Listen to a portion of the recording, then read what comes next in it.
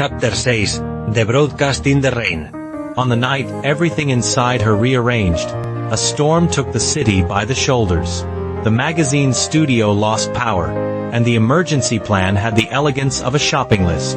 Eliza, unwilling to surrender her weekly column-turned-broadcast, decided to do the show from her kitchen.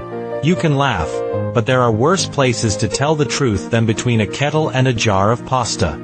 Noah arrived with cables and a portable mixer, soaked and glowing with the unwarranted confidence of youth and competence. I lent a lamp and a steady pair of hands and confessed I had once dreamed of radio. There we were, 3 people soldering together a possibility while the rain flattered every window in the street. Eliza took a breath and went live to a city that did not know she was in slippers. She spoke about the strange arithmetic of resilience. How the first laugh after grief feels like theft, how the second feels like interest, and how the third reminds you the bank was always yours.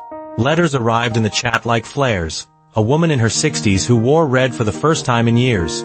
A man who took his wedding ring off a chain around his neck and placed it in a box marked safe instead of shrine. Then Eliza said something that I believe, even now, was the hinge on which the door swung. There is a difference between moving on and moving forward. Only one of them asks you to leave yourself behind. The silence after had that rare, sacred resonance of listeners who are not moving in their chairs because something in them has just stood up. When she finished, the storm still pulled at the gutters, but the world had the look of a room where a decision had been made. Noah wrapped the cable, and their eyes met with the easy gratitude of people who had built a bridge no one would ever see, but many would cross.